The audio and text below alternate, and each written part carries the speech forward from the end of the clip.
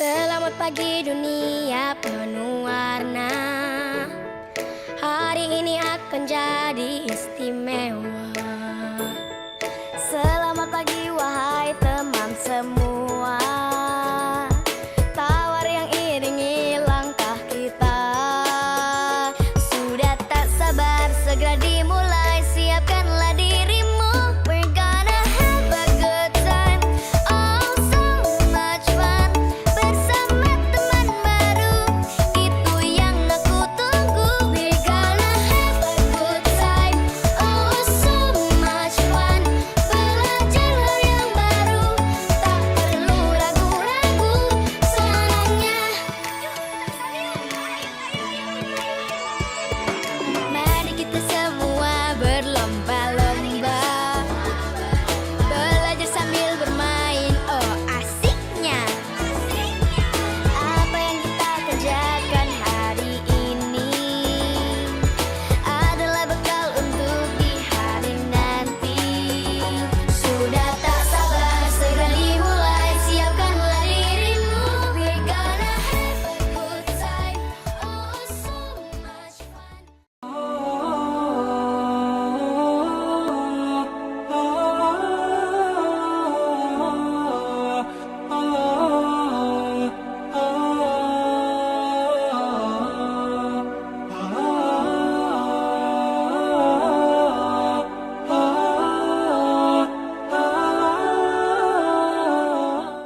Bismillahirrahmanirrahim.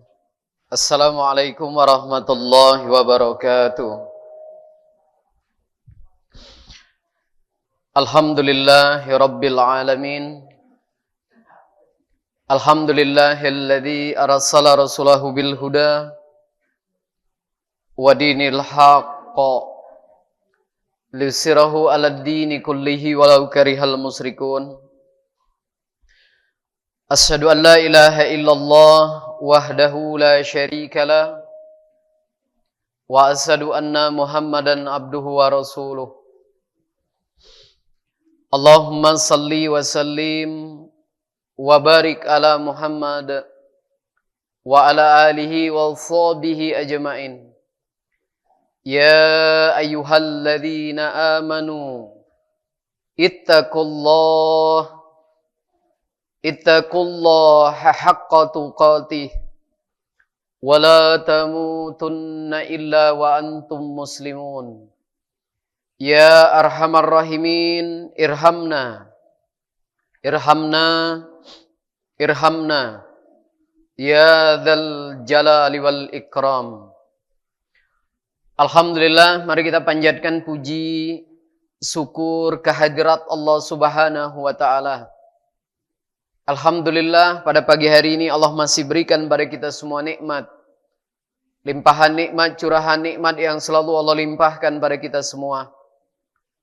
Semoga kita bisa memanfaatkan nikmat-nikmat yang telah Allah berikan ini. Semoga dengan nikmat-nikmat ini semakin membuat kita dekat pada Allah.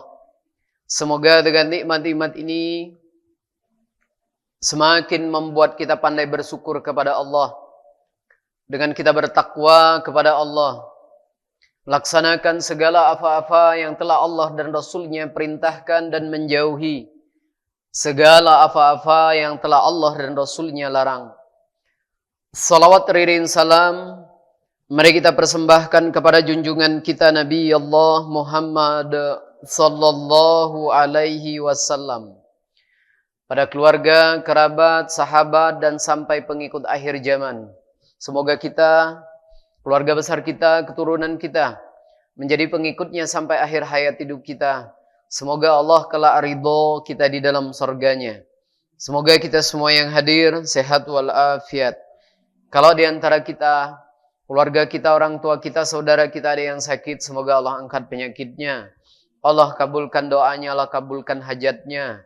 Semoga Allah berkenan menerima semua amal-amal kita. Semoga Allah membuka hati kita semua, di orang tua kita, suami istri kita, anak-anak kita, saudara kita. Semoga Allah memberikan taufik dan hidayahnya. Semoga Allah mudahkan kita untuk menerima hidayah Allah. Allah mudahkan kita membaca Al-Quran. Allah mudahkan kita memahami Al-Quran. Allah mudahkan kita mengamalkan Quran. Allah mudahkan kita menghafal Quran. Allah mudahkan kita mengajarkan Quran. Semoga kita semua istiqomah di dalam kebaikan. Semoga Allah memberikan ilmu yang berkah pada kita semua. Ilmu yang semakin membuat kita dekat, taat, patuh kepada Allah Subhanahu wa taala.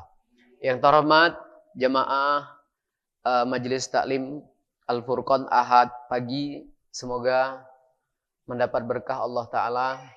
Semoga istiqomah di dalam kebaikan. Sebelum kita membuka kajian pada pagi hari ini, taqabbalallahu minna wa minkum. Semoga amal-amalan kita selama yang udah kita kerjakan selama ini semoga Allah terima. Karena kita baru saja 1 bulan, beberapa hari kita tinggalkan Ramadan. Ya, artinya banyak amal-amal soleh yang kita kerjakan di bulan Ramadan. Dan di antara kebiasaan para salaful soleh, apabila Ramadan berlalu, mereka memperbanyak doa, supaya doa-doanya yang dipanjatkan adalah supaya amalan-amalan yang selama ini dikerjakan itu diterima oleh Allah Ta'ala. Dan ini juga yang dilakukan oleh Nabi Allah Ibrahim alaihissalam. Dengan Nabi Ismail alaihissalam, saat selesai merenovasi Ka'bah, doa mereka, Rabbana taqabbal minna, innaka antas samiul alim. Jadi kebiasaan orang soleh terdahulu, bahkan kebiasaan para rasul, para nabi, kalau menyelesaikan amalan-amalan, mereka minta supaya amalan-amalannya diterima. Nah, semoga amalan-amalan kita yang selama ini sudah kita kerjakan dari akil balik sampai kita wafat nanti, semoga Allah terima. Kemudian selanjutnya, Bapak Ibu yang dimuliakan Allah, tema pada hari ini kita akan membahas tentang menjaga amalan. Seorang yang beriman, apabila telah berlalu Ramadan, ibarat seseorang yang lulus sekolah. Kalau SD dia lulus SD, lulus SMP mungkin, SMA dan yang lainnya. Nah, biasanya anak-anak yang sudah lulus itu punya rencana. Ya. Jangankan yang udah tingkat SMP, SMA. Yang lulus SD pun kadang-kadang dia sudah punya rencana. Ada yang bilang anaknya, "Mah, kakak mau sekolah di sana ngelanjutin." Udah ada rencana. Yang SMP pun sama, SMA juga sama. Jadi dia punya rencana. Nah, harusnya juga sama. Kita seorang yang beriman, apabila Ramadan itu telah berlalu, harusnya juga kita punya rencana. Pertanyaannya, apa yang sudah kita rencanakan? Jadi harus ada rencana. Karena seorang beriman itu ya baru lulus dari diklat, pesantren kilat. Jadi Ramadan itu pesantren kilatnya orang-orang beriman. Nah, alhamdulillah udah 1 bulan lebih Ramadan itu berlalu. Nah, paling tidak yang akan kita rencanakan ba'da Ramadan ini sampai ketemu Ramadan lagi sesuai dengan tema kita. Rencanakan ini. Apa itu? Menjaga amalan. Nah, menjaga amalan ini di dalam Al-Quran ada 2 hal. Yang pertama, menjaga amalan itu istiqomah. Ini yang pertama, yang harus kita targetkan sampai ketemu Ramadan lagi. Yang kedua, menjaga amalan dari hal yang merusak amal sampai ketemu Ramadan lagi. Nah, 2 ini kalau kita pertahankan sampai bertemu Ramadan lagi, berarti Ramadannya berhasil. Kalaupun seandainya 2 ini kita teruskan, kita rencanakan, kalaupun tidak bertemu Ramadan lagi, berhasil tetap. Nah, tapi kalau seandainya dari 2 ini tadi, yang pertama istiqomah, menjaga amalan agar istiqomah, yang kedua menjaga amalan dari hal yang merusak amalan, kurang dari ini, kurang 1, sekalipun bertemu Ramadan berarti gagal. Bayangkan, bertemu Ramadan kurang 1, 2 ini gagal. Apalagi kalau tidak bertemu dengan Ramadan lagi. Nah, makanya paling tidak setelah Ramadan ini 2 hal ini yang harus kita rencanakan. Yang harus kita targetkan sampai kita bertemu Ramadan lagi tahun depan. Yang pertama, tadi temanya menjaga amalan. Yang pertama tadi, menjaga amalan agar istiqamah. Kita buka surah Al-Kahfi, perintahnya 46. Surah 18, Al-Kahfi, ayatnya 46. A'udzu billahi minasy syaithanir rajim. Bismillahirrahmanirrahim. Al-malu wal banuna zinatul hayatid dunya wal baqiyatus salihatu khairun 'inda rabbaka thawaba 'inda rabbaka thawaban wa khairun amala. Yang artinya harta dan anak-anak adalah perhiasan kehidupan dunia, tetapi amal kebajikan yang terus-menerus adalah lebih baik pahalanya di sisi Tuhanmu, serta lebih baik untuk menjadi harapan. Nah, itu pahala amal yang terus-menerus. Itu lebih baik pahalanya di sisi Allah. Bahkan kata Allah bukan hanya baik, bahkan bisa jadi harapan. Nah, di awal ayat ini, harta dan anak itu adalah perhiasan dunia. Apa saja yang ada di dunia ini, semuanya perhiasan. Yang namanya perhiasan, tidak ada yang tidak suka. Semuanya pasti suka dengan perhiasan. Baik laki maupun perempuan, baik yang muda maupun tua. Baik yang beriman maupun kafir, suka dengan perhiasan.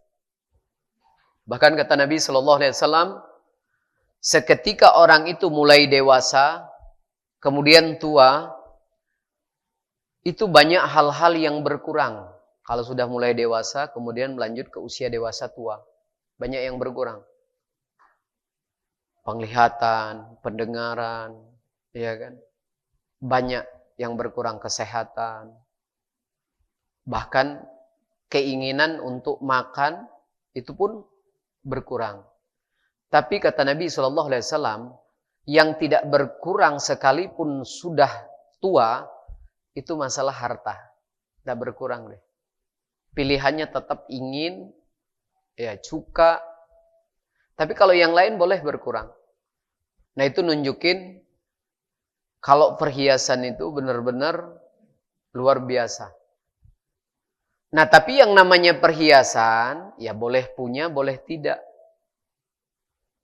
Yang punya, alhamdulillah. Kalau yang belum punya juga bukan berarti dia rendah, tidak. Ya, namanya perhiasan dunia.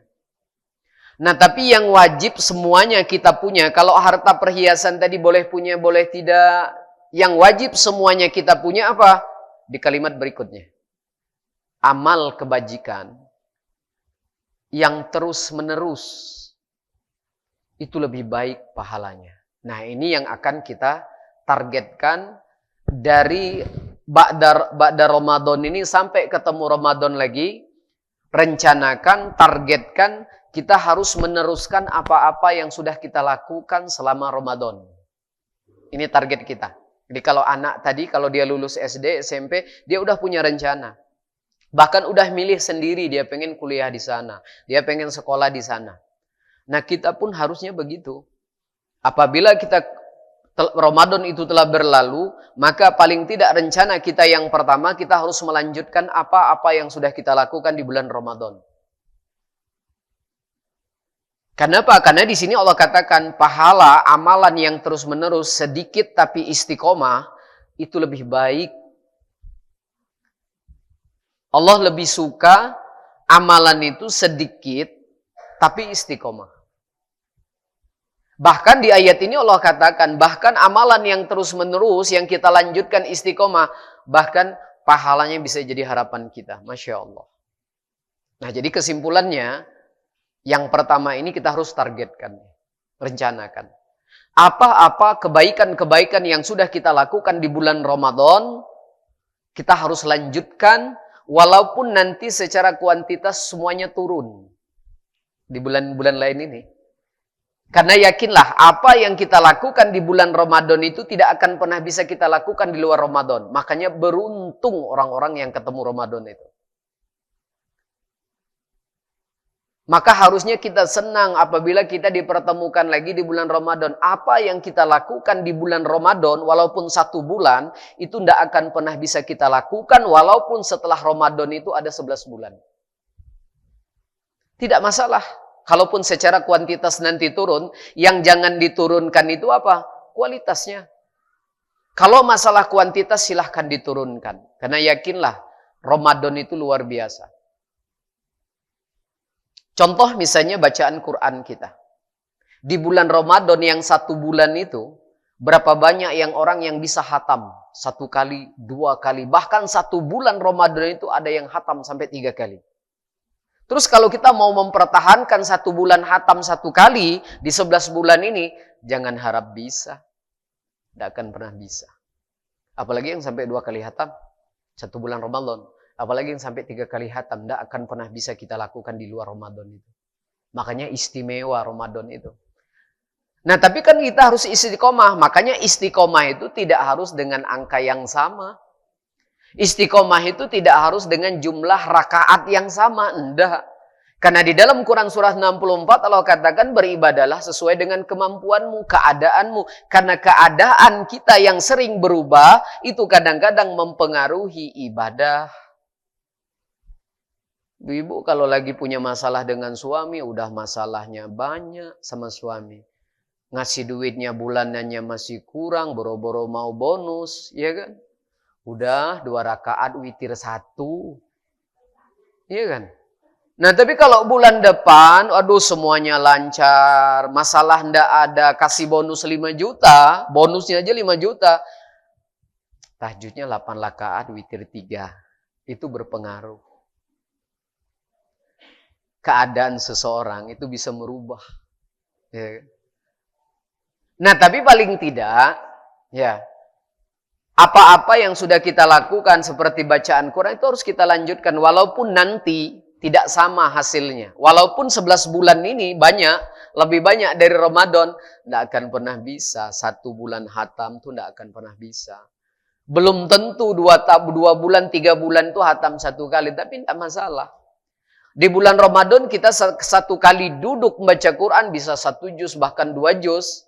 Sekarang 1 halaman, setengah halaman, shadaqallahul azim. Iya kan? Tidak masalah. Yang penting istiqomah. Iya kan? Sampai kapan ini? Sampai ketemu Ramadan lagi, pertahankan ini. Begitu juga sholat malam kita di bulan Ramadan. Sholat malam di bulan Ramadan itu luar biasa, Pak. Kita berani 8 rakaat witir 3 setiap malam di bulan Ramadan full. Ada yang sampai sholatnya sampai istiqomah di masjid 8 rakaat itu dikerjakan. Istiqomah 1 bulan penuh. Jangan harap setelahnya mau tiap malam 8 rakaat. Makanya sekali lagi beruntung. Apa yang kita dapat di bulan Ramadan, apa yang kita lakukan ibadah di bulan Ramadan, itu tidak akan pernah bisa kita lakukan di bulan-bulan yang lain. Dari keutamaannya saja udah beda jauh. Maka beruntung. Nah, tapi paling tidak, walaupun nanti cuma tahajudnya 2 rakaat witir 1, yang penting istiqomah. Ini luar biasanya Ramadan. Makanya para sahabat terdahulu, kalau bisa setiap bulan itu kalau bisa Ramadan. Kenapa? Kalau kita tahu paham hal-hal yang seperti ini, sangat menyesal, sangat beruntung orang-orang yang tekun di bulan Ramadan. Sangat menyesal orang-orang yang saat di bulan Ramadan, itu dia tidak bersungguh-sungguh. Padahal Bapak Ibu yang dimuliakan Allah, di bulan Ramadan itu kita maklumin. Kenapa? Di bulan Ramadan baik bapak maupun ibu itu serba kekurangan loh kalau di bulan Ramadan. Siapapun dia pasti banyak kurangnya. Mau dari kalangan atas, menengah, bawah pasti banyak kurangnya dia. Kalau udah bulan Ramadan. Kurang apa? Kurang tidur. Bener? Kurang istirahat. Kurang makan. Kurang apa lagi? Kurang minum. Iya, bulan Ramadan. Kalau udah 10 terakhir Ramadan, nambah kurangnya itu. Kurang THR. Ibu-ibu kurang kue nanti. Banyak kurangnya kalau udah bulan Ramadan itu. Tapi yang luar biasanya, ibadahnya naik. Itu di luar Ramadan. Ibadahnya yang luar biasa naik. Kurang makan, kurang tidur, kurang THR. Tapi ibadahnya naik terus. Nah itu yang harus kita pertahankan. Tapi setelah Ramadan masuk bulan Syawal kebalik. Udah banyak makan, banyak minum. Udah kalau udah banyak makan, banyak minum biasanya banyak tidur. Udah banyak istirahat itu. Iya. Kebalik, ibadahnya mulai turun ke bawah. Yang naik apa? Oh, itu sadar alhamdulillah. Berat badan. Naik. Sadar. Ya. Nah makanya istiqomah. Nah untuk dalam hal istiqomah ini kita tidak panjang lebar membahas masalah ini. Kita akan memperbanyak di yang kedua. Yaitu menjaga amalan dari hal yang merusak amalan. Kita buka dalilnya surat 47. Surat 47. Ayatnya 33.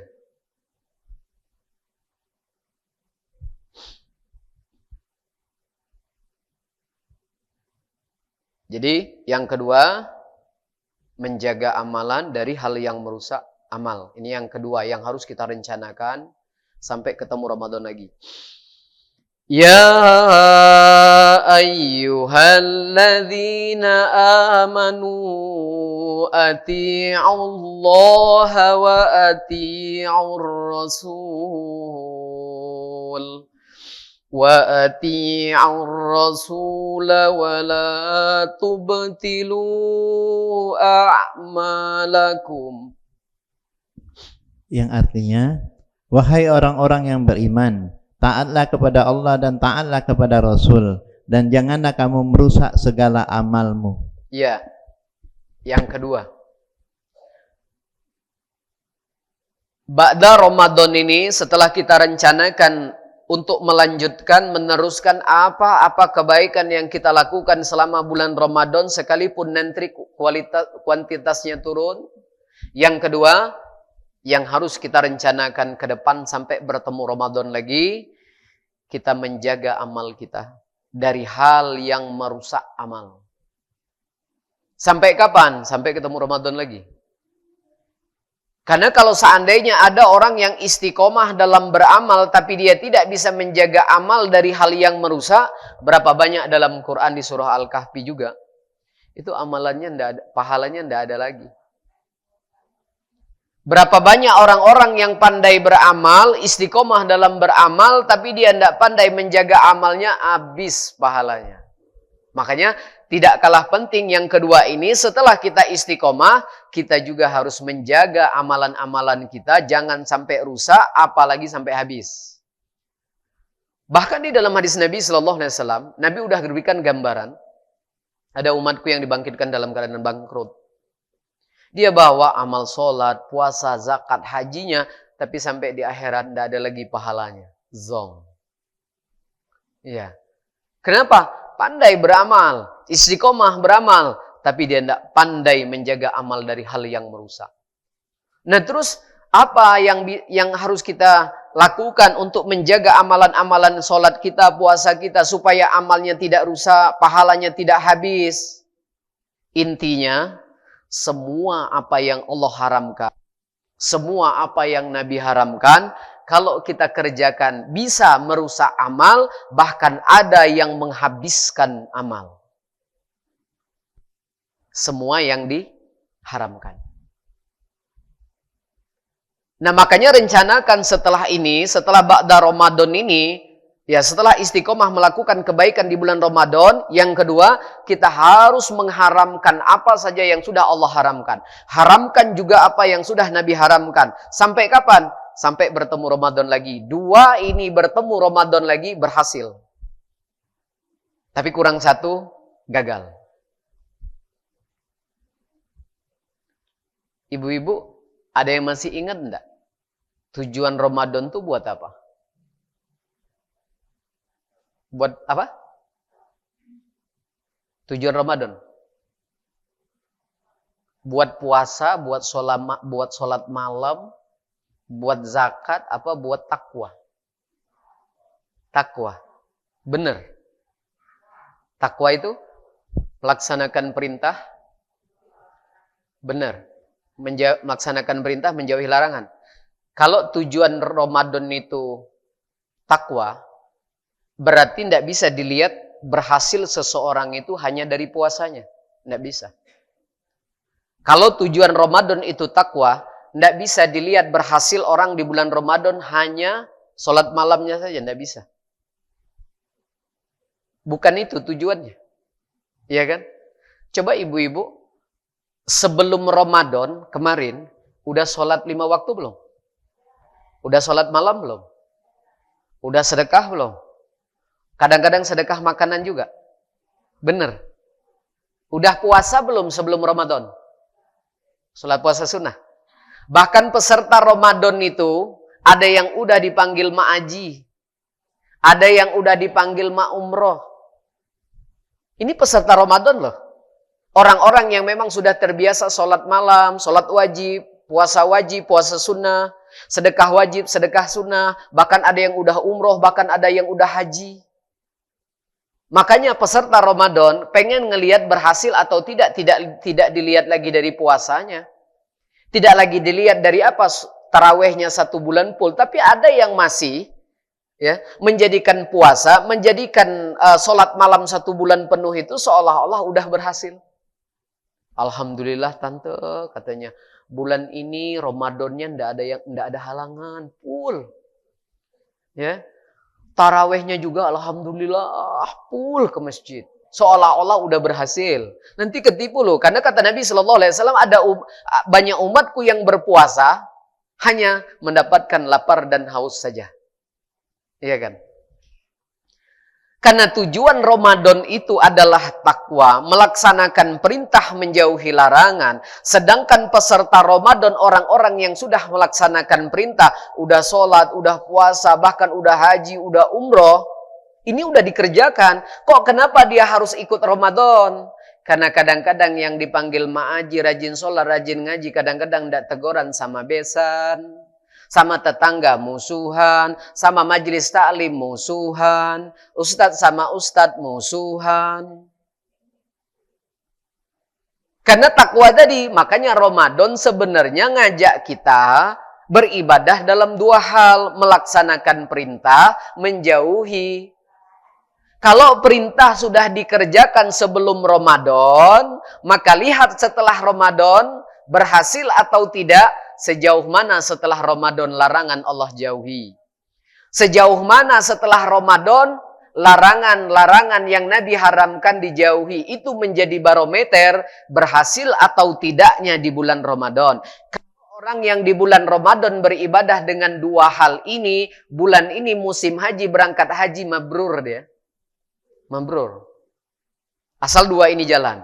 Karena beda, kalau puasa jadi orang takwa, kalau haji, jarak haji ke Ramadan itu kan, tidak ada jarak. Haji itu 3 bulan, Syawal, Dzulqa'dah, hajinya, Dzulhijjah. Jadi Syawal itu sudah termasuk disebut bulan haji, tidak ada jarak. Kenapa kok takwanya sebelum Ramadan? Karena kalau berangkat haji bukan untuk orang takwa, tapi kata Allah, bawalah bekal, sebaik-baik bekal itu takwa. Pendidikan haji mabrurnya itu di Ramadan. Haji bukan untuk takwa lagi. Makanya kalau ada orang yang haji ini berangkat, Ramadannya berhasil, 2 ini tadi, maka pulang jadi mabrur dia. Karena mabrur itu bukan gelar. Mabrur itu bukan nama, tapi mabrur itu perbuatan. Ada orang yang belum berangkat haji 1 kali pun, tapi perilakunya udah mabrur. Ada yang udah 2, 3 kali, 4 kali, tidak nampak perbuatannya mabrur. Karena pendidikan mabrur itu di bulan Ramadan. Makanya kalau udah Ramadan, perintah haji mulai datang. Berangkat, bawa bekal sebaik-baik bekal berangkat haji itu takwa. Pembentukan karakter takwanya di mana? Di bulan Ramadan. Karena Syawal sudah masuk bulan haji. Zulhijjah itu puncaknya haji.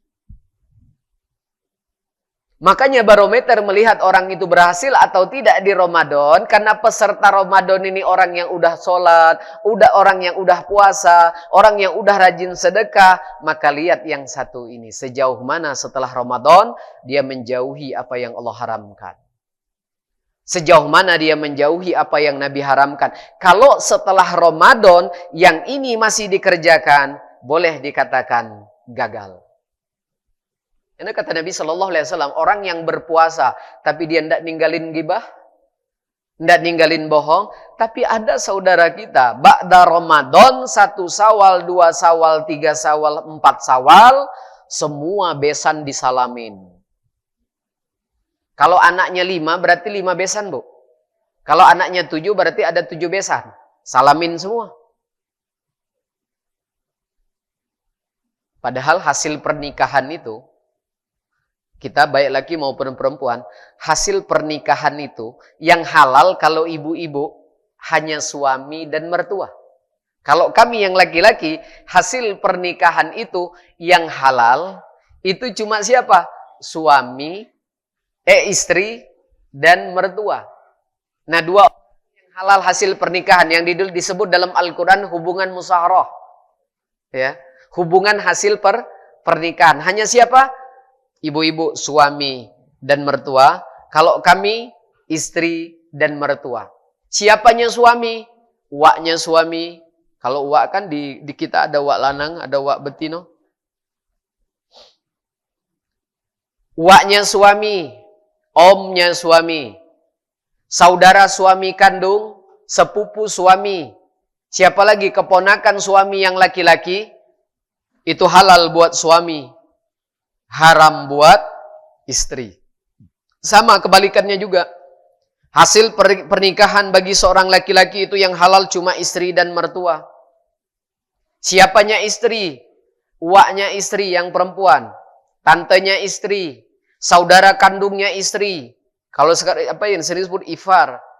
Sepupunya istri yang perempuan. Siapa lagi? Keponakan istri yang perempuan yang udah akil balik. Itu halal buat istri, haram buat suami. Tapi ada yang udah salaman-salaman, bahkan ada yang cepika-cepiki. Ya, sama saudara-saudara istri atau suami, itu haram. Nah, kalau misalnya ba'da Ramadan ini terjadi, udah nampak kegagalannya. Belum lagi nanti semua besan disalamin semua. Nanti pas silaturahim dengan tetangga, suami tetangga juga disalamin. Si suami juga membiarkan istri juga salaman sama suami tetangga. Dayus, kata Nabi SAW, tidak akan pernah mencium wanginya sorga seorang istri, suami yang tidak cemburu saat istri, suaminya berjabat tangan dengan tetangga. Kalau mangga tetangga, Bu, lagi berbuah, kita pegang-pegang, ya Allah, mangganya bagus, bulat, pegang-pegang halal. Kalau suami tetangga, istri tetangga, Pak, itu haram buat kita. Nah, itu contoh. Nah, jadi barometer melihat berhasil atau tidak di bulan Ramadan itu, peserta Ramadan itu, jangan lihat lagi di sholatnya, jangan lihat di puasanya lagi. Karena tujuan Ramadan itu bukan puasa saja, bukan sholat saja, tapi tujuannya takwa. Makanya Ramadan itu mengajak kita agar kita beribadah dalam dua hal. Satu, melaksanakan perintah, menjauhi larangan. Makanya seorang yang beriman, kalau dia belajar beribadah dalam dua hal ini, perintah kerjakan, larangan jauhin, maka dia akan dapat gelar taat dalam Quran. Seorang yang beriman, kalau dia mau belajar beribadah dalam dua hal ini, melaksanakan perintah, menjauhi larangan, mendapat gelar orang baik di dalam Quran. Bahkan di Quran surat Ar-Rahman, Allah akan beri hadiah 2 sorga dia. Masya Allah, langsung 2 sorga. Di surat Ar-Rahman, asal dia jadi orang baik. Kalau orang yang beriman, dia betul-betul berusaha beramal dalam dua hal ini, Allah sebut dia orang beriman yang bertakwa. Asal dia beribadah dua hal ini. Tapi kalau satu enggak. Nah makanya yang kedua, setelah yang kedua ini kita harus apa? Menjaga amalan kita dari yang merusak. Sebenarnya jauhin larangan itu bentuk cara kita menjaga amal kita tidak rusak dan tidak habis karena dosa. Kalaupun seandainya kita menjauhi larangan, ini sebenarnya intisari dari Ramadan. Intisarinya Ramadan itu di mana? Di takwa ini. Dan kalaupun seandainya kita menjauhi apa yang dilarang, ini sebenarnya tujuan dari intisari dari Ramadan. Yang kedua, kalau seandainya kita jauhin larangan ini juga termasuk ibadah yang mulia. Melaksanakan perintah itu ibadah yang mulia, jauhin larangan juga itu ibadah yang mulia. Makanya dua-duanya ibadah, makanya dua-duanya adalah ujian. Coba kita buka surah 6 ayat 120. Jauhin larangan itu ibadah. Sama kayak orang sholat 5 waktu. Surat 6 ayat 120.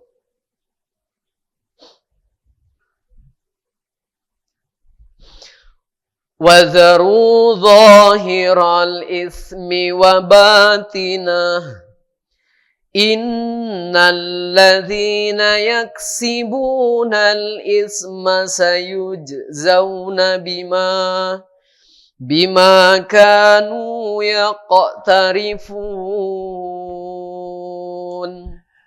Yang artinya, dan tinggalkanlah dosa yang terlihat ataupun yang tersembunyi. Sungguh orang-orang yang mengerjakan perbuatan dosa kelak akan diberi balasan sesuai dengan apa yang mereka kerjakan. Ya, ada perintah? Ada. Apa perintahnya? Tinggalkan, jauhi. Ya. Dosa yang terlihat maupun yang tidak terlihat, ini perintah. Sama kayak di dalam Al-Quran di surat 17. Aqimis sholah. Samsi ila ghusakil laili wa Qur'an al-fajr. Perintah untuk melaksanakan sholat. Sama kayak dalam Al-Quran misalnya, ya ayyuhalladzina amanu kutiba alaikumussyam. Perintah. Bedanya, yang satu perintah kerjakan, dapat pahala. Yang satu juga perintah, tinggalkan, dapat pahala. Nah kita itu diminta Allah di bulan Ramadan, program Ramadan itu khusus di bulan Ramadan, agar kita itu beribadah dalam dua hal ini. Jangan hanya sholat, jangan hanya puasa, jangan hanya sedekah, jangan hanya haji, umroh. Kalau cuma sekedar sholat sampai haji ini, sebelum Ramadan juga udah pada kita kerjakan. Udah pada kita lakukan, kita sangat terlatih dalam ibadah yang satu ini. Kita sangat mendalam ilmunya masalah sholat, puasa, zakat ini. Cuma kita kurang terlatih dalam ibadah yang satu ini. Menjauhi larangan kita kurang terlatih, ilmunya pun kurang mendalam. Sedangkan kita dituntut untuk beribadah dalam dua hal ini. Makanya sering disebut amal ma'ruf, nahi mungkar. Bukan hanya beramal ma'ruf. Dan ini intisari dari Ramadan. Makanya kalau hanya bersandar berhasil Ramadan itu dengan puasanya saja, siap-siap nanti kecewa. Karena Nabi SAW pun sudah menggambarkan, orang yang berpuasa itu hanya dapat lapar dan haus saja. Kalau hanya menyandarkan di sholatnya saja, di Quran pun Allah sudah memberikan kabaran, ada orang yang sholat tapi tidak diterima. Fawailul lil musallin. Kalau hanya menyandarkan sedekah wajib, sedekah sunnah, berapa banyak di Quran surat Al-Baqarah Allah buat perumpamaan. Sedekah mereka itu seperti batu licin yang di atasnya ada debu, kemudian air hujan turun. Habis sedekah mereka, mereka tidak dapat apa-apa. Nah terus ngelihatnya gimana? Karena tujuannya takwa, kita udah sholat, udah puasa, udah haji, maka sejauh mana kita menjauhi apa yang Allah larang. Nabi larang. Itu kunci keberhasilan dari Ramadannya. Setelah kita sholat, puasa, zakat, haji. Kalaupun seandainya kita menjauhi apa yang Allah larang, itu ibadah. Kalaupun seandainya kita menjauhi apa yang dilarang, ini tujuan dari Ramadan. Kalaupun seandainya kita berusaha menjauhin apa yang larang, ini juga ibadah kok. Sama ibadahnya. Sama-sama besar pahalanya. Coba ibu-ibu. Kalau puasa itu betul tidak ngapus dosa? Betul ya? Syaratnya harus berhenti makan, minum dari pagi sampai maghrib. Baru ngapus dosa. Sama, haji umroh itu luar biasa pahalanya. Jumat ke Jumat, Ramadan ke Ramadan, umroh pertama dengan umroh kedua, itu ngapus dosa. Mau jaraknya berapa tahun, dari pertama sampai kedua itu ngapus dosa. Di antara jarak itu. Kalau jaraknya 5 tahun, berarti bisa ngapus dosa selama 5 tahun. Belum lagi kalau seandainya hajinya, umrohnya mabrur. Masya Allah. Tidak ada balasan kecuali surga. Tapi yang harus kita keluarkan untuk haji dan umroh ini bukan sedikit uangnya. Terus kalaupun kita sudah keluarkan uang, itu bukan hanya uang yang kita korbankan. Perasaan, tenaga, pikiran, keluarga. Nanti kalau udah pulang dari umrah, dari haji, tetangga udah lihat, aduh Mak Haji udah pulang tuh dari umroh. Udah pulang tuh dari haji. Itu tidak segera keluar dari rumah. 1 pekan tuh kadang-kadang berdiam diri. Kenapa? Sakit. Kesehatan pun kadang-kadang setiba kita di tanah air kita korbankan. Tapi pertanyaannya, kok ndak ada yang nyesel ya? Ya, kok ndak ada yang setelah pulang dari sana kapok, ndak ada lagi. Malah justru kebalikannya, pengen ngulang lagi. Kalau udah sekali pengen 2 kali, kalau udah 2 kali pengen 3 kali. Kenapa? Ada janji. Ngapus dosa, jaminannya sorga. Tapi itu tadi yang kita korbankan bukan hanya uang. Kalau puasa berhenti makan, minum dari pagi sampai maghrib. Tapi saat kita mau jauhin larangan yang ibadah yang satu ini, pahalanya sama kayak haji mabrur. Sama kayak umroh mabrur. Kalau umroh mabrur ngapus dosa, sorga. Orang yang jauhin larangan juga Allah janjiin sama.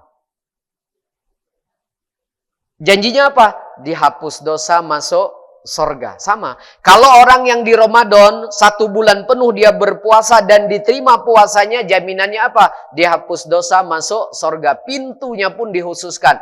Jauhin larangan, jauhin dosa karena itu ibadah. Pahalanya sama persis kayak itu. Coba kita lihat. Surat An-Nisa 31. Surat 4. Jauhin larangan, itu pahalanya besar.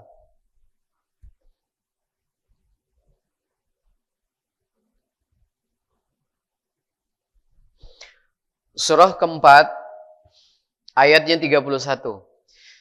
In tajtanibu kaba'ira ma tunhauna anhu nukaffir ankum sayyiatikum wa nudkhilakum mudkhalan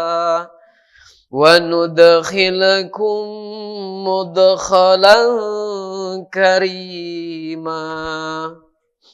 Yang artinya, jika kamu menjauhi dosa-dosa besar di antara dosa-dosa yang dilarang mengerjakannya, niscaya kami hapus kesalahan-kesalahanmu dan akan kami masukkan kamu ke tempat yang mulia, yaitu surga. Masya Allah.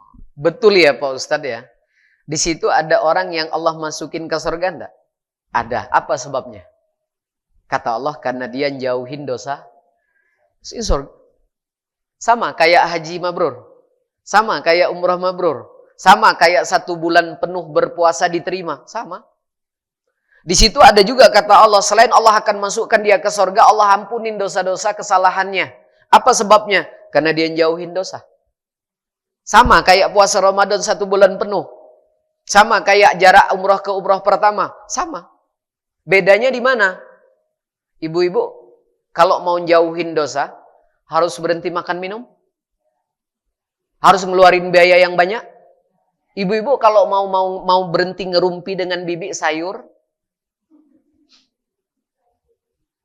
harus berhenti makan minum? Gratis. Ibu-ibu kalau mau belajar berhenti bohongin suami, harus berhenti makan minum? Kan enggak. Pahalanya? Masya Allah.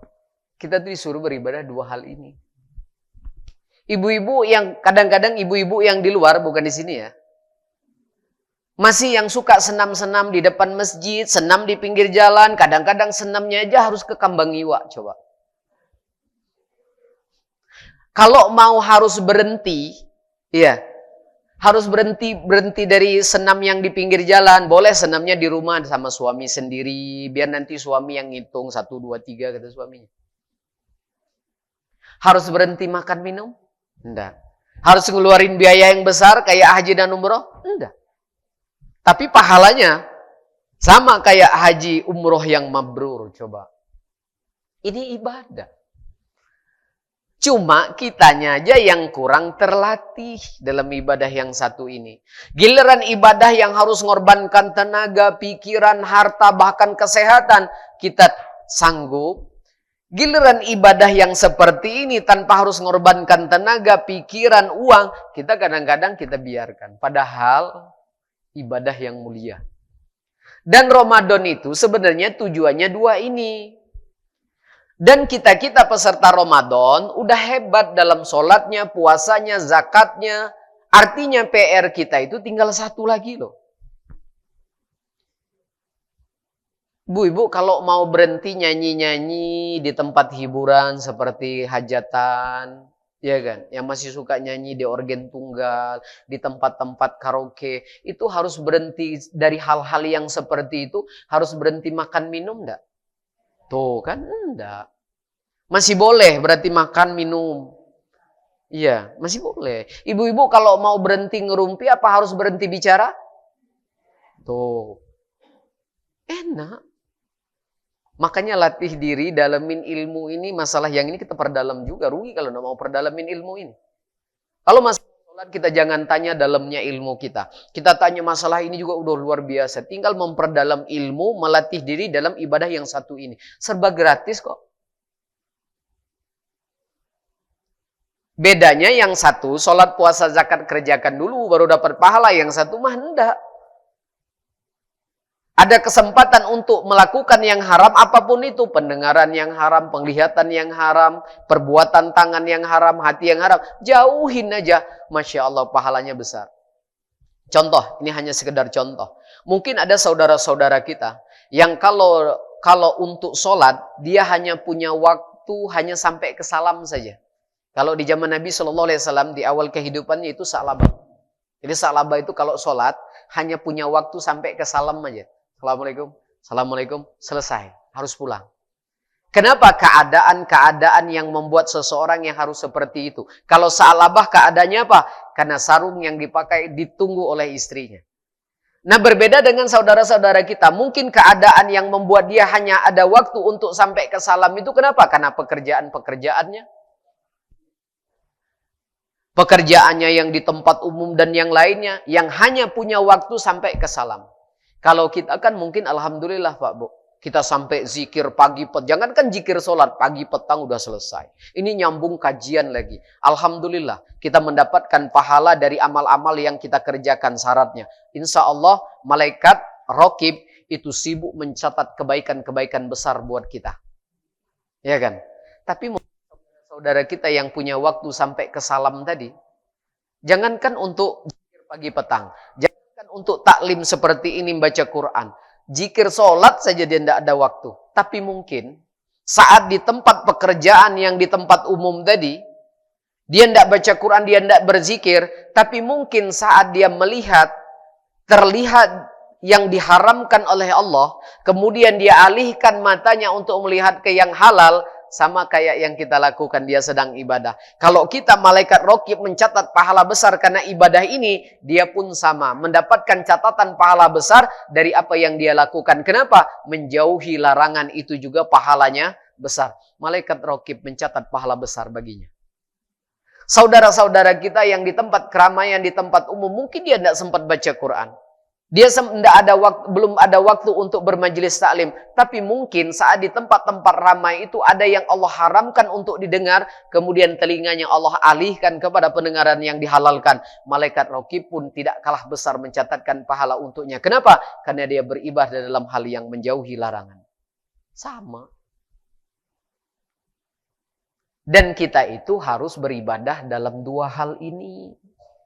Makanya tidak akan pernah mendapatkan gelar taat kalau ada orang yang hanya pandai sholat, puasa, zakat, dan haji saja. Tidak akan pernah mendapatkan gelar kata orang baik kalau hanya pandai sholat, puasa, zakat, dan haji saja. Tidak akan pernah mendapatkan gelar takwa kalau cuma hanya pandai dalam urusan sholat, puasa, zakat, haji saja. Tapi larangan masih dikerjakan.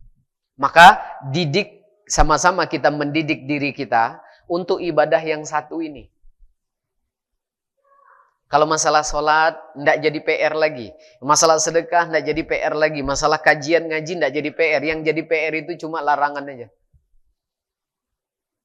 Apa saja yang diharamkan, mulai dari yang dimakan, yang diucapkan, yang dilihat, yang didengar, yang dilakukan oleh tangan, yang dilangkahkan oleh kaki, penyakit-penyakit hati. Kalau itu sudah diharamkan, berusahalah untuk mendidik diri kita untuk melatih menjauhinya. Karena itu ibadah yang mulia. Maka sempurnalah ibadah seorang beriman itu saat dia mulai beribadah dalam dua hal ini. Kenapa? Karena yang bisa merusak bahkan menghabiskan amal itu diantaranya adalah apa yang diharamkan Allah atau apa yang diharamkan oleh Nabi Sallallahu Alaihi Wasallam. Dalilnya buka Quran surat 9. Kalau yang diharamkan itu bisa merusak bahkan bisa menghapus amal. Surat 9 ayatnya 69.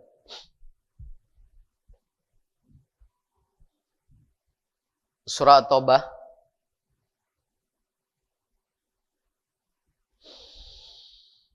ayatnya 69.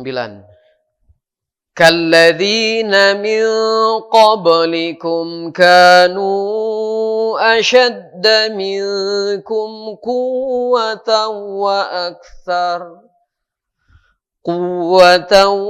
aktsara amwalan wa aulada fastamta'u bi khalaqihim fastamta'tum bi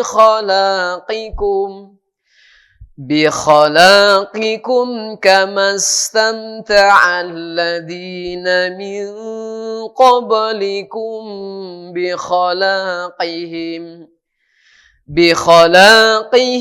wa khuttum kalladzi khadu ulaika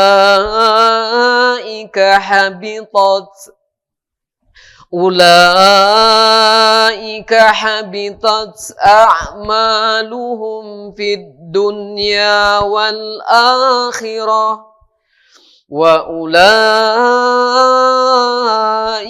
humul khasirun. Yang artinya keadaan kamu kaum munafik dan musyrikin seperti orang-orang sebelum kamu. Mereka lebih kuat daripada kamu dan lebih banyak harta dan anak-anaknya. Maka mereka telah menikmati bagiannya dan kamu telah menikmati bagianmu. Sebagaimana orang-orang yang sebelummu menikmati bagiannya. Dan kamu mempercakapkan hal-hal yang batil. Sebagaimana mereka mempercakapkannya. Mereka itu sia-sia amalnya di dunia dan di akhirat. Mereka itulah orang-orang yang rugi. Itu salah satu contoh dosa. Satu, dosa lisan. Dosa lisan itu apa saja? Bohong, ghibah, fitnah, adu domba, ingkar janji. Ya. Dosa lisan itu semuanya dosa besar. Tidak ada dosa kecil.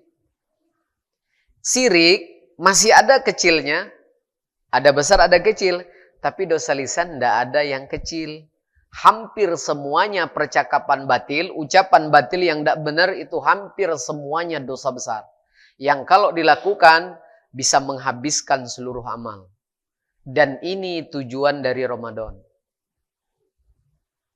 Dan kalau kita jauhin juga karena dosanya besar, pahalanya juga besar. Makanya sama. Perintah, sholat, puasa, zakat, haji, kerjakan dapat pahala, tinggalkan dapat dosa. Karena itu hukumnya wajib. Jauhin larangan juga hukum wajib. Dikerjakan dapat dosa, ditinggalkan pahala. Sama. Dan tidak boleh satu, harus dua ibadahnya. Nah ini contoh. Kok begitu besarnya, ya, akibat dari dosa-dosa besar, terutama yang dilakukan, kok sehingga bisa menghabiskan amal. Selain itu memang dosa besar, kenapa? Karena orang yang beribadah melaksanakan perintah, tapi larangan masih dikerjakan, itu di dalam Al-Quran termasuk kategori orang yang sombong. Dia sholat, dia ngaji, tapi bohongin orang, dia sombong. Orang yang melakukan apa yang dilarang, itu orang sombong. Makanya kata Nabi SAW, tidak akan pernah masuk surga seseorang yang ada kesombongan di dalam hatinya, sekalipun sekecil zarah. Orang yang melakukan apa yang Allah haramkan, apa yang Nabi haramkan, itu orang sombong. Kalau iblis sombong, ya, cuma dia tidak mau melaksanakan perintah. Nah, kesombongan anak cucu Adam ini di mana? Perintah dikerjakan, larangan dikerjakan. Berarti dia menolak kebenaran. Coba kita lihat. Orang yang melakukan apa yang dilarang, kata Allah itu orang sombong. Surat 7, Al-A'raf. Orang yang melakukan apa yang dilarang itu orang sombong. Surat 7, 165, 166, 2 ayat. Orang sombong. Falamma nasu ma dzukkiru bihi anjayna alladhina yanhau 'anis su'i wa akhadhna alladhina zalamu bi'adzabin ba'isim bima kanu yafsuqun falamma atau amma nuhu anhu qulna lahum kunu qiradatan khasi'in. Yang artinya, maka setelah mereka melupakan apa yang diperingatkan kepada mereka, kami selamatkan orang-orang yang melarang orang berbuat jahat, dan kami timpakan kepada orang-orang yang zalim siksaan yang keras, disebabkan mereka selalu berbuat fasik. Maka setelah mereka bersikap sombong terhadap segala apa yang dilarang, kami katakan kepada mereka, jadilah kamu kera yang hina. Betul, ada orang yang dikatakan sombong di ayat 166. Apa sebab mereka dikatakan Allah sombong? Maka setelah mereka bersikap sombong terhadap segala apa yang kami larang. Makanya orang-orang yang melakukan apa yang dilarang Allah, apa yang Nabi haramkan, itu orang sombong. Kenapa? Karena dia menolak kebenaran. Nah, kasus ini, cerita ini Allah abadikan di surat Al-Baqarah. Iblis sombong, Nabi Adam juga sombong. Bedanya di mana? Kalau iblis tidak mau sujud, perintah Allah dia tidak mau kerjakan. Makanya orang yang beriman yang tidak mau sholat, tidak mau puasa wajib, yang wajib-wajib, Allah beri gelar dia siapa? Minal jinnati wan nas. Nah, tapi kalau yang seperti yang dilakukan oleh Nabi Adam saat di sorga, perintah dikerjakan, larangan sama-sama dikeluarin juga. Iblis dikeluarin dari sorga, Nabi Adam juga dikeluarin dari sorga. Bedanya, iblis tidak mau melaksanakan perintah, Nabi Adam larangan dikerjakan. Perintah dikerjakan di sorga, larangan juga dikerjakan. Yang akhirnya sama-sama Allah keluarkan dari sorga. Tapi bedanya Nabi Adam dengan iblis, kalau Nabi Adam berkata apa kepada Allah? Rabbana zalamna anfusana. Ya, dia ngaku salah. Karena dia telah zolim, larangan dikerjakan. Kalau tidak diampuni termasuk aku orang rugi. Turun ayat untuk menerima tobatnya. Tapi iblis tidak. Sama kalau Nabi Adam berkata, ya iblis juga berkata. Cuma perkataan iblis apa? Ya Robku, karena engkau telah menjadikan aku makhluk yang tersesat, berikan aku umur yang panjang. Minta satu lagi dia. Dan berikan aku waktu untuk menggoda mereka. Dan akan aku jadikan terasa indah dosa-dosa dalam pandangan mereka. Makanya berapa banyak orang yang senam pinggir jalan itu merasa bangga.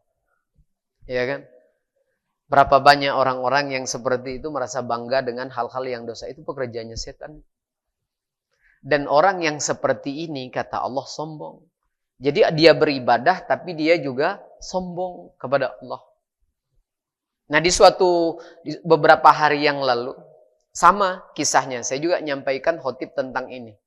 Jadi ada bapak-bapak setelah selesai saya diminta, Ustadz saya mau tanya bentar jangan dulu pulang. Siap, saya bilang. Pertanyaan berkaitan dengan ini. Karena dia seseorang yang pensiunan, jadi hal-hal seperti ini biasa dia lakukan waktu dia masih dinas. Sampai hari ini pun masih katanya. Karena dia bilang, kalau saya tidak mau salaman, sama orang-orang yang saya anggap udah keluarga sendiri, apalagi sama besan, kami dibilang sombong katanya. Oh saya bilang, Pak, definisi sombong kepada manusia, itu merendahkan mereka. Ya, nganggap remeh manusia itu sombong. Tapi saat kita tidak mau jabat tangan yang Allah haramkan, itu tidak sombong. Saat kita jabat tangan dengan apa yang diharamkan Allah, kita tidak sombong. Itu perasaan kita saja. Tapi sebenarnya kita sombong kepada Allah. Kenapa? Larangan kita kerjakan.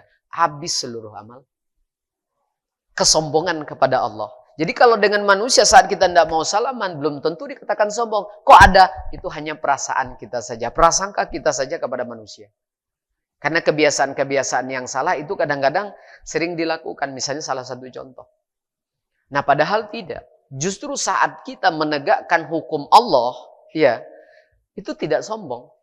Cuman ada prasangka kepada manusia saja. Yang selama ini kita mungkin untuk merubah sesuatu yang salah ke tempat yang baik. Itu timbullah perasaan-perasaan yang ditimbulkan oleh siapa? Setan. Bukankah Nabi Adam pun seperti itu? Ditimbulkan perasaan-perasaan oleh iblis seperti itu.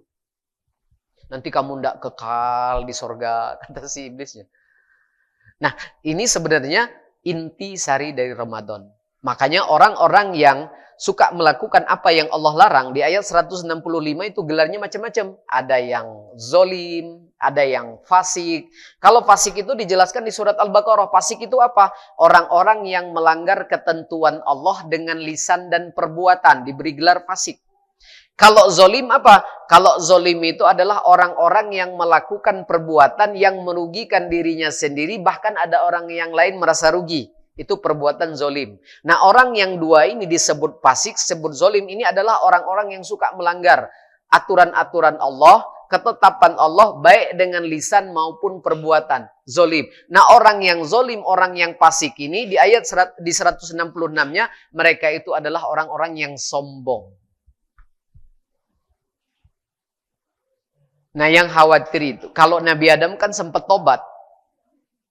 Yang dikhawatirkan itu, kalau ada orang yang melakukan kezoliman dan kefasikan, kemudian dia tidak sempat tobat. Nabi Adam sempat tobat, alhamdulillah. Nah tapi yang dikhawatirkan itu, kalau tidak sempat tobat, amalnya habis. Dan kisahnya itu ada di dalam Al-Quran. Bahkan kisahnya itu siapa? Orang yang hidup di zaman Nabi. Bahkan mereka mengenal Nabi hidup semasa di zaman Nabi. Tapi saat wafatnya, dia wafat dalam keadaan zolim. Bahkan kata malaikat, tempat orang-orang yang diwafatkan dalam keadaan berbuat zolim, yang dia Islam, tempat mereka neraka jahanam. Ada orang-orang yang seperti itu. Bahkan ini Islam. Nanti boleh dilihat ada asbabun nuzulnya. Coba kita lihat ayat terakhir, surat An-Nisa ayat 97. Ini kisah orang Islam yang wafat dalam keadaan zolim, yang mereka ini hidup di zaman Nabi SAW. Bahkan mereka mengenal Nabi SAW karena di masanya. Tapi wafatnya dalam keadaan berbuat zolim atau berbuat fasik. Surat An-Nisa 97.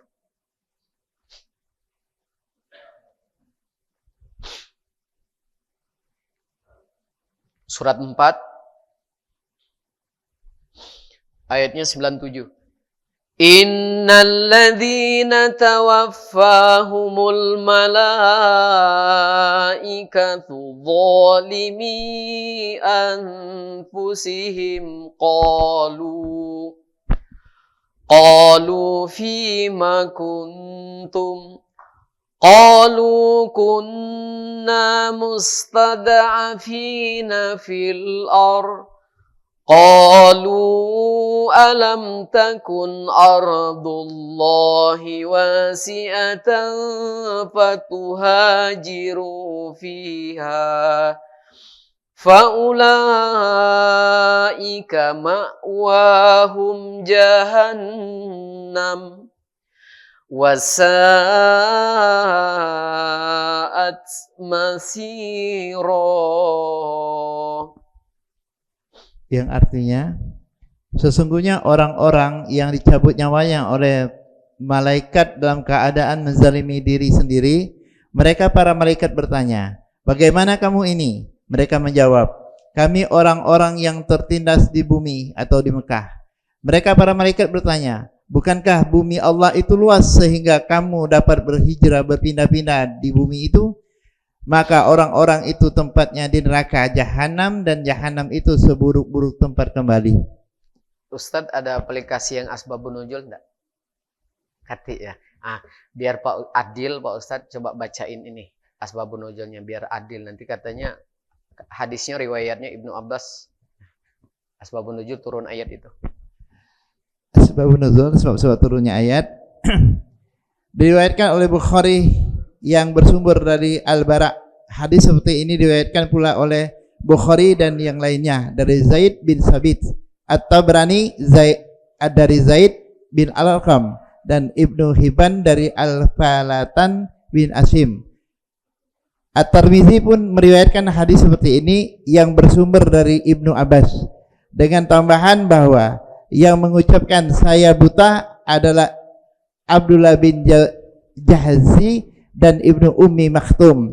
Dipaparkan di dalam kitab Turjamanul Quran, dan hadis seperti ini diriwayatkan pula oleh Ibnu Jarir dari berbagai sumber dengan periwayatan mursal, bahwa ketika turunnya la yastawil qaidana minal mu'minin, yang artinya tidaklah sama antara mukminin yang duduk yang tidak ikut berperang. Kita persingkat ya, biar waktunya. Biar apa? Nah, yang ke sini be. Biar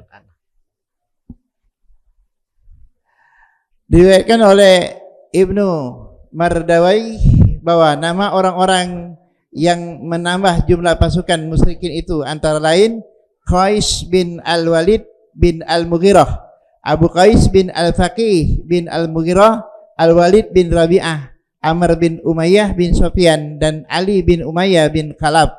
Selanjutnya dikemukakan bahwa peristiwa terjadi perang Badar.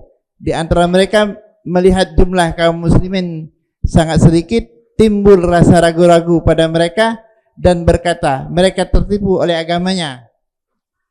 Orang-orang yang tersebut akhirnya mati terbunuh dalam perang Badar. Cukup. Nah, jadi kisah turun ayat ini berkenaan dengan sahabat-sahabat Nabi yang tidak berhijrah ke Madinah. Jadi orang Islam ini yang wafat dalam keadaan seperti ini, yang langsung kata malaikat tempat mereka neraka jahanam. Hidup di masanya Nabi, bedanya mereka tidak hijrah ke Madinah. Sampailah saat di Madinah, ya, yang orang-orang Islam dan para sahabat-sahabat yang ikut Nabi, padahal kisahnya ini tidak semua bersamaan dengan Nabi. Ada yang setelah Nabi beberapa tahun, ada yang hijrah, ada yang menyusul, ya, kisahnya dalam Al-Quran. Dan sebagian dari sahabat yang ini itu tetap tinggal di Mekah sampai terjadilah perperangan pertama kali, yaitu perang Badar. Dan sahabat-sahabat Nabi yang orang mukmin ini, yang Islam ini, karena waktu itu Mekah masih mayoritas orang-orang kafir, dan terjadi perperangan pertama kali, mereka dipaksa untuk ikut perang. Dan mereka ikut perang melawani siapa? Saudara seimannya sendiri. Pasukannya Nabi Shallallahu Alaihi Wasallam yang saat itu dipimpin langsung oleh Nabi Shallallahu Alaihi Wasallam perperangan itu. Dan mereka yang Islam ini tadi, yang tinggal di Mekah dipaksa tadi, mereka ada yang mati terbunuh karena panah, ada yang mati terbunuh karena pedang, dan turunlah ayat ini. Orang-orang yang diwafatkan dalam keadaan berbuat zolim, atau yang fasik tadi, kata malaikat, tempat mereka neraka jahanam. Mungkin dalam yang hadis Nabi Sallallahu Alaihi Wasallam, ada orang yang ahli amalan sorga, sejengkal lagi masuk ke dalam sorga, tapi dia jadi ahli neraka. Kenapa? Akhir hayat seseorang itu, ya, kalau ditutup dengan hal-hal yang dilarang, na'udzubillah min zalik, amalannya tidak diterima, dan wafatnya seperti ini. Itu yang disebut dengan mati buruk. Nah, makanya dalam hal ini, kalau kita mau belajar, ya, yang program Ramadan tadi bertakwa, melaksanakan perintah, menjauhi larangan, kita mau melatih diri kita, berusaha untuk mendidik diri kita beribadah dalam dua hal ini. Kalaupun kita mau belajar, toh yang kita jadi PR-nya kan cuma tinggal larangan. Artinya kapanpun, kalau seandainya kita beribadah dengan cara dua ini, kita taati dua ini, artinya kapanpun, dimanapun, kita dalam keadaan baik. Kalaupun seandainya malaikat maut nanti datangnya hari Ahad, kita aman. Kalau yang datangnya hari Kamis juga aman. Tapi kalau yang hari Ahad masih melakukan kezoliman-kezoliman, hari Kamis sore pagi misalnya masih melakukan kezoliman-kezoliman, tidak ada jaminan kita dalam keadaan baik di akhir hidup. Makanya di antara cara kita, ya, merencanakan husnul khotimah, mati yang baik itu, di antaranya berusaha beramal mentaati dalam dua hal ini. Ini di antara ikhtiar kita, ya, cara kita untuk mewujudkan doa kita supaya kita mati dalam keadaan akhir yang baik. Bapak Ibu yang dimuliakan Allah, mungkin ini yang bisa kami sampaikan. Semoga apa yang kita bahas pada pagi hari ini menambah pengetahuan kita, wawasan kita tentang Islam. Harapan kita semoga Allah meridhoinya sehingga menjadi ilmu yang bermanfaat. Semoga menambah iman dan takwa kepada Allah Subhanahu wa taala. Subhanakallahumma wa bihamdika asyhadu an la ilaha illa anta astaghfiruka wa atubu ilaik. Assalamualaikum warahmatullahi wabarakatuh.